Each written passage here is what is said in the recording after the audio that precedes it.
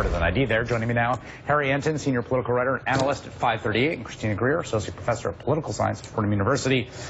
So let's start with the idea of how much this is going to affect the race, right? Which a lot of people are thinking about.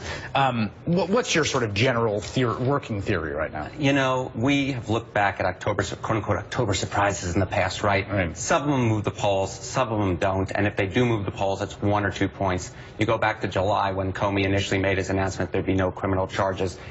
Hillary Clinton dropped 2 points in the polls. So it's possible we get slight movement, but no movement works perfectly well as well.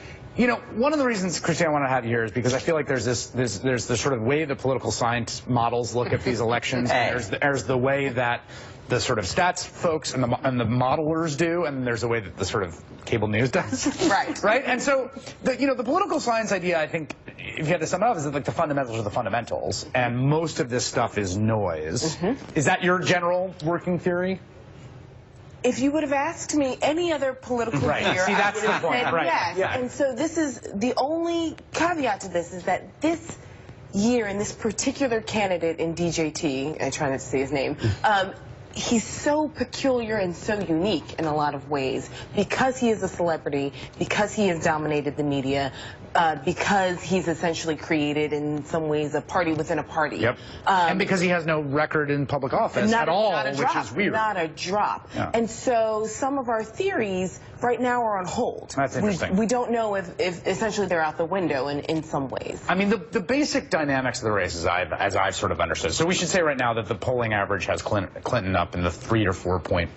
We have her by 5, but yeah, by 5, somewhere around there. With 300 plus electoral votes, if the election were held today. My general feeling about the election has been that a lot of the sort of moving up and down, particularly with Trump, has been whether he's getting 75 or 92% of self-identified Republicans, and that they've tended to sort of drift away when he goes for a week attacking a judge as a Mexican who can't judge him, despite the fact the man was born in Indiana, or he has a feud with the Gold Star family, or he boasts about sexual assault, which is later confirmed by 12 women saying on the record, alleging he did similar things. But that number, it's like a rubber band, that like they want to come back because they're partisans for a reason, and he's a Republican nominee. That's the basic dynamic. That's exactly right. And before this Friday, October surprise ever broke, we did see Trump was moving up slightly in the polls before then. So even if he does rise, we can't necessarily say it's because of this. It was because he was getting more Republicans than he was before after he shut his mouth. Right. And but this is the key dynamic, right, which is that even when he comes up to that sort of ceiling, right, that is not and the thing that is so fascinating, and if you talk to the sort of data folks on the Clinton side particularly, or the Democratic world, right, who like think about this a lot, is like they just think they have more votes. They think the Obama coalition is a bigger coalition, and if they do what they're supposed to do from a technical standpoint, which is identify those voters, turn them out, that they have the bigger slice of the pie.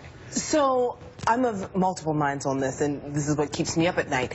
I do think that Hillary Clinton, if we look at the electoral math, if we look at the states that she needs, I think my political science brain says she has them. If people sort of turn out, not even in Obama levels, but so if we take the average, say, essentially from 1992 to the present, I think that she's pretty solid. The issue is, I wonder if some of these Trump people who are first-time voters, who have never been polled, I wonder if they will turn out, and they're the noise that we actually haven't been listening to. And there's a lot of uncertainty here, right? Because exactly. And with Hillary Clinton, in a lot of ways, less is more. So the less Democrats see of her, less independents see of her, the more they like her. And so in some ways, that's been a strategy to sort of keep her... Although I would disagree in this way. I think the less coverage they see of her, the more they like her. The more they see her, the more they like her. She's great one-on-one, she's great with crowds, but it is the coverage of her. Because that's the point. We have scandal, we have drama, so this throwback to 1992 and just image of all of the baggage that the Clintons bring. So it's the coverage, I agree. That's what's so fascinating, really, is that when you look at the polling charts, right, the two biggest things that have happened from a polling perspective are the conventions, which was great for her. Here's Hillary Clinton talking to you, and the first debate, which is here's Hillary Clinton. So the best things for her have been her actually out there with sustained attention on her as a person and her candidacy. But it's all and then as soon as that sort of ebbs, then we see that sort of moving back in the direction. The emails are a proxy for distrust. That's right. Yeah. And unfortunately, you know, the more stories we get about these emails, the more, especially independents, are sort of struck with the fact that... But then the question about that is that one of the things I think we're seeing is that how strong the partisan fundamentals are, even in parsing the email story at this late stage of the race. It was, you know, when you ask them about, you know, this whole thing, the October surprise, and you see, in fact, the Clinton voters are saying, no, we actually like her more, right? Right, yes, right. It's like, right, and that's the question is the big uncertainty is how many persuadables are left, and how much this stuff affects them, and how much uncertainty is introduced by the sort of Johnson-Stein. The only reason that Donald Trump has closed the gap over the past few weeks isn't because Hillary Clinton dropped. It was because Donald Trump went up. And as long as... That's always the number to look at. That's exactly right. If he's consolidating Republican base. The point, though, is if he consolidates it to the levels that he's at his highest, it's not enough. Still has not been enough. Harry